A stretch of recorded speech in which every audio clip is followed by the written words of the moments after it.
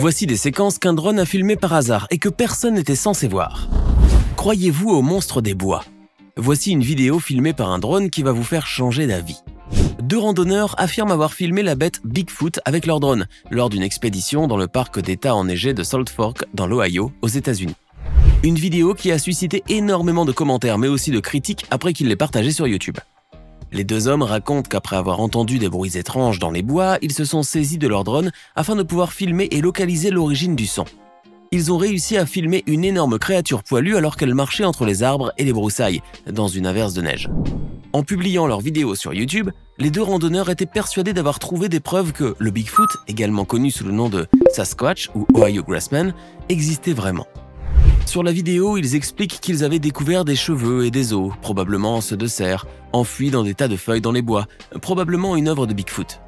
Beaucoup d'internautes sceptiques ont prétendu que ces images étaient fausses, mais les randonneurs sont catégoriques sur le fait qu'elles étaient véridiques. Les images paraissent pourtant claires, on voit bien une silhouette se tenir debout juste là.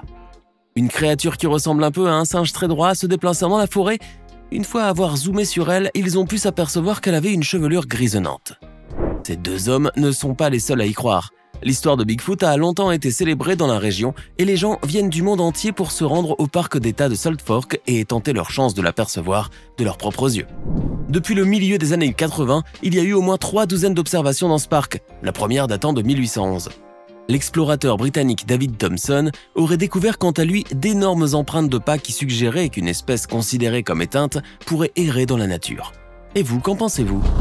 En juillet 2021, un avion a été filmé en train de larguer une tonne de petits poissons dans un lac de l'Utah. Les images sont impressionnantes. Une pratique courante dans la région depuis les années 1950 qui vise à soutenir la pêche récréative et la conservation des espèces.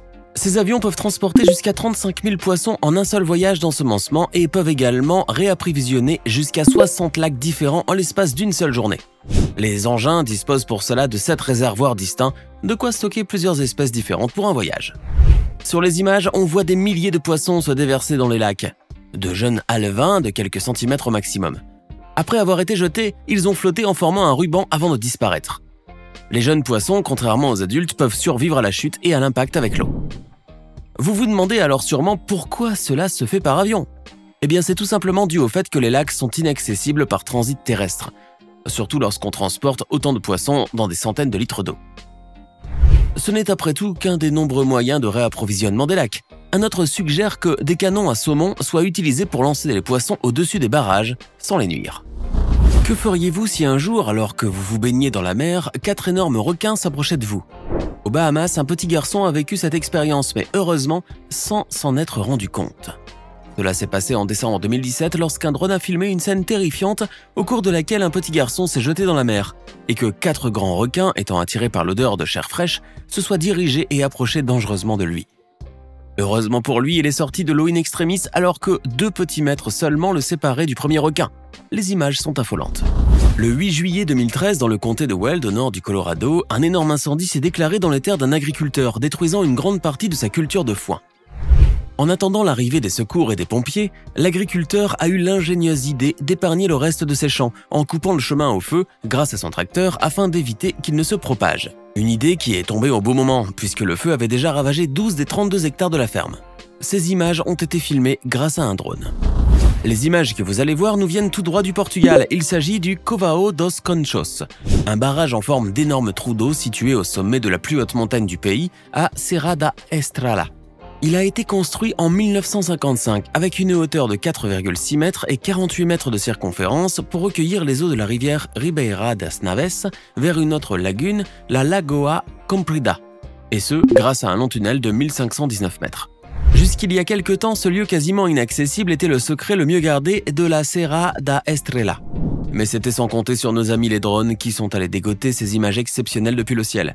Et c'est justement grâce à un drone 4K appartenant à un certain Helder Afonso que vous pouvez aujourd'hui admirer les images aériennes de cet endroit spectaculaire, comme si vous y étiez. Ce trou au milieu de l'eau est envoûtant et très impressionnant. Il donne l'impression qu'il y a un trou béant au milieu de la lagune et que l'eau s'engouffre vers le cœur de la Terre. Sans parler de ce paysage autour, c'est absolument admirable. Pour vous, qui est le prédateur de l'autre, l'orque ou le requin? Naturellement, vous répondriez le requin. Et non, détrompez-vous, les orques aussi sont de redoutables prédatrices. Selon les régions où elles vivent, certaines sont des as de la chasse d'animaux bien précis puisqu'elles ont déployé au fil du temps des techniques très élaborées. Parmi elles, la plus connue, s'échouer sur la plage pour attraper des otaries, des lions de mer et des grands requins blancs. En 2017, 2 orques ont été aperçus en train de s'attaquer sauvagement à des requins blancs dans la zone de Gunsby, en Afrique du Sud. L'objectif de ces animaux étant de dévorer leur foie, qui est très nutritif pour elles. Depuis ces attaques qui ont tué au moins 8 grands requins blancs, ces derniers avaient totalement déserté la région alors que cette dernière vivait principalement du tourisme lié à leur présence. En mai 2022, des biologistes marins ont réussi à leur tour à immortaliser une scène d'une grande rareté, une attaque en direct d'orques sur un requin. Ils ont pu le faire grâce à un drone qu'ils ont promené au large de Mossel Bay. Ces images exceptionnelles ont ensuite été diffusées par la chaîne Discovery Channel à l'occasion de la semaine du requin. Avez-vous déjà vu une tornade de très près? Si vous n'avez jamais eu l'occasion d'en voir, regardez ces images saisissantes prises par un drone. Ce dernier a capturé une incroyable tornade depuis les airs, alors qu'elle traversait les terres de sulfure en Oklahoma, aux États-Unis. Les images sont tout simplement époustouflantes. Elles ont été capturées par un chasseur de tempêtes nommé Brandon Clement, qui a filmé la tornade en train de traverser le paysage. Dans son vortex, l'énorme bourrasque a aspiré l'eau d'un étang qui se trouvait sur son passage, ce qui a donné un spectacle ahurissant. Cela a duré de longues minutes avant que la tornade ne se calme et ne s'éteigne pour de bon. Brandon Clement a eu beaucoup de chance car c'est le manque de pluie et de grêle qui a permis à son drone d'avoir une vue limpide et dégagée de la tornade et par conséquent de pouvoir filmer aisément. Saviez-vous qu'il existait un cimetière pour vélos? Un photographe chinois a filmé grâce à son drone un endroit incroyable que personne n'était censé voir. Un cimetière de vélos en libre service caché de Chine. Là-bas, des centaines de milliers de vélos presque neufs jongent le sol. Le photographe Wu Guangyang est tombé sur cet endroit caché à Shenzhen et ses vidéos ont été vues plus de 300 millions de fois en 15 jours. Les plus petites piles comportent environ 40 000 ou 50 000 vélos, tandis que les grandes comportent plus de 200 000 vélos. Plus de 70 entreprises se battent pour la domination, car tout le monde veut gagner le plus d'argent. Et cette concurrence a conduit à une sursaturation du marché. Dans le documentaire The Gig is Up, qui fait partie de Hot Docs sur CBC, le photographe chinois explique clairement comment les cimetières ont vu le jour. Il a expliqué que le gouvernement chinois ne voulait pas que les entreprises sachent cela. C'est pour cette raison que tous les cimetières de vélos en libre service sont dissimulés. Une plateforme chinoise de partage de vélos comme OFO a dit que c'était une sorte de guerre car chaque mois il faut conquérir de nombreuses villes et il faut le faire vite avant que d'autres prestataires ou d'autres marques les précèdent. C'est une image désolante et très explicite du concept du capitalisme. Certes, le capitalisme est une force importante pour faire évoluer la société, mais cela ne peut se faire sans contrôle ni loi ni règles à respecter. Dommage que ces vélos encore neufs et utilisables aient été jetés ainsi. Un photographe nommé Danny Cook s'est un jour saisi de son drone et d'un dosimètre Geiger, puis s'est rendu à Tchernobyl et à Pripyat pour prendre des images à couper le souffle pour le compte de l'émission 60 minutes pour CBS News. Cette visite a changé sa vie. Les images prises par le drone montrent une ville ukrainienne où le temps semble s'être arrêté lorsqu'elle a été évacuée à la suite de l'explosion nucléaire de Tchernobyl en 1986. Au moment de la catastrophe, pendant l'ère soviétique, environ 49 000 personnes habitaient la ville de Pripyat, située à moins de 3 km de la centrale nucléaire de Tchernobyl. Les habitants ont laissé derrière eux des écoles, des maisons, des usines, des parcs et des gymnases qui sont restés en grande partie indemnes au cours des 3 dernières décennies. Danny Cook a donc pu filmer les vestiges de Pripyat et de Tchernobyl et reconstituer, dans une vidéo de quelques minutes, les plans panoramiques de bâtiments et de parcs abandonnés.